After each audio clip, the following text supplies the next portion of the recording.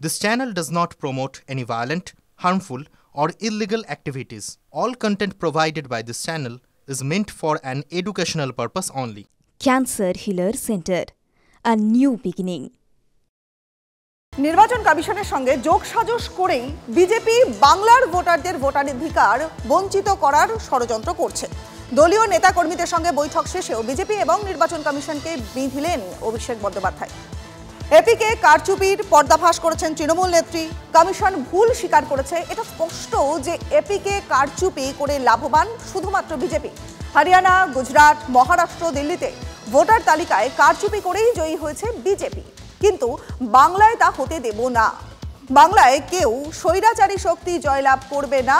আপোষ নয়, লড়াই, বেঁচে থাকার রসদ। সোশ্যাল মিডিয়ায় দলীয় নেতাকর্মীদের বার্তা দিলেন তৃণমূলের সর্বভারতীয় সাধারণ সম্পাদক। দলের কর্মীদের বাড়ি বাড়ি গিয়ে বিজেপির বাংলা বিরোধী মনোভাব এবং বাংলাকে বঞ্চনার কথা তুলে ধরার নির্দেশ দিলেন অভিষেক বন্দ্যোপাধ্যায়।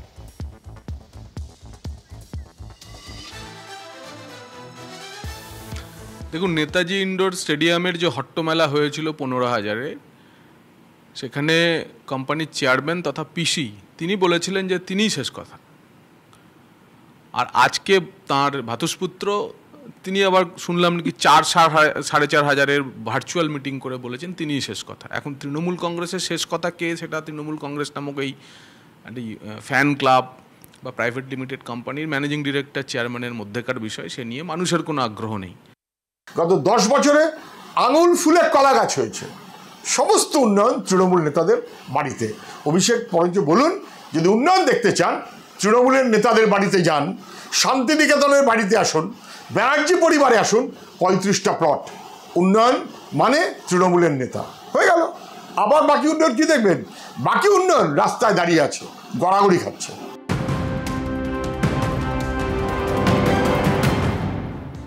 কিছুদিন আগে ফুরফুরা শরীফের পীরজাদা তার একটা বক্তব্যে কিন্তু বিতর্কের সৃষ্টি হয়েছিল। ধর্মীয় উৎসবের আড়ালে কাটমানের অভিযোগ তুলেছিলেন পীরজাদা তওহা সিদ্দিকী। আর এই আবহে সোমবার ফুরফুরা শরীফে যাচ্ছেন মুখ্যমন্ত্রী মমতা বন্দ্যোপাধ্যায়। সদ্য সমাপ্ত ইসালে সওয়াব উৎসবে কাটমানির অভিযোগ তোলেন ফুরফুরার পীরজাদা। মুখ্যমন্ত্রীকে অন্ধকারে রেখে উৎসবের টাকা নয়ছয় হয়নি তো? উৎসবের খরচে অস্পষ্টতা কেন? ইসালে সওয়াবের প্রস্তুতি বৈঠকে কেন ডাকা হয়নি, সেই প্রশ্নও তোলেন তওহা সিদ্দিকী। ফুরফুরার উন্নয়নে কিছুই করেননি জঙ্গিপুরের বিধায়ক স্নেহাশিস চক্রবর্তী, অভিযোগ করছেন পীরজাদা। এই আবহেই সোমবার ফুরফুরায় যাচ্ছেন মুখ্যমন্ত্রী।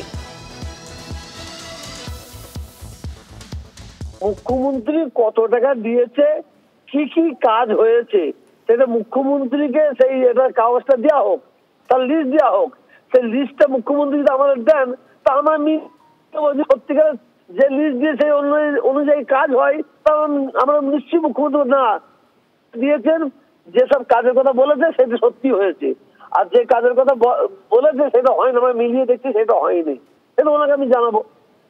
তাহলে মুখ্যমন্ত্রীর সঙ্গে তো আমাদের কোনো দ্বন্দ্ব নাই, মুখ্যমন্ত্রীর সঙ্গে আমাদের কোনো দ্বন্দ্ব নেই। আসলে মুখ্যমন্ত্রীর নির্দেশ, ববি হাকিমকে নির্দেশ দিয়েছে, ববি হাকিম সেই নির্দেশ মতন কাজ করেছে। এবং আমরা দেখতে পাবো না, আমার ধরে এক মুঠো ভাত পাঠালো কি তরকারি পাঠালো কি মাংস পাঠালো, সেটা কত পাঠালো আমরা জানতে পারবো না।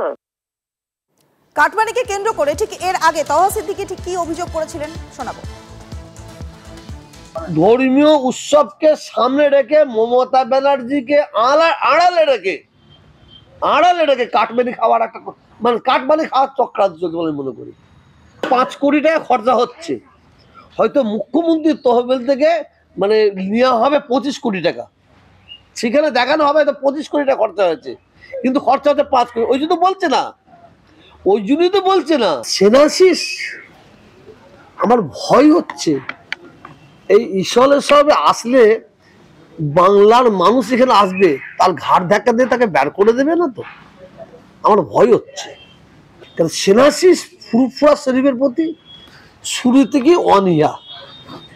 ফুরফুরা শরীফের কোনো উন্নয়ন সেনাশিস চাই না। চ্যালেঞ্জ করতে বলুন যে ফুরফুরা দরবার শরীফের জন্য 14 বছরে 14 টাকা উনি খরচা করেছে, 14 টাকা ফুরফুরা দরবার শরীফের জন্য খরচা করেছে। আর ওনাকে জিজ্ঞাসা করুন এই আজকে যে মিটিং করলো, ফুরফুরা শরীফের কোন পীরজাদা ছিল? কাক বম হয়ে বসেছিল, ওরা পীরজাদা নয়, ওরা আমাদের কেউ নেই। দু চারটাকে রেখে দিয়েছে পীরজাদা সাজিয়ে। ওরা সত্যি বলতে আমাদের পীর সাহেব, পূর্ব পীর সাহেবের কেউ নাই। একের পর এক বিস্ফোরক মন্তব্য করছেন তওহা সিদ্দিকী।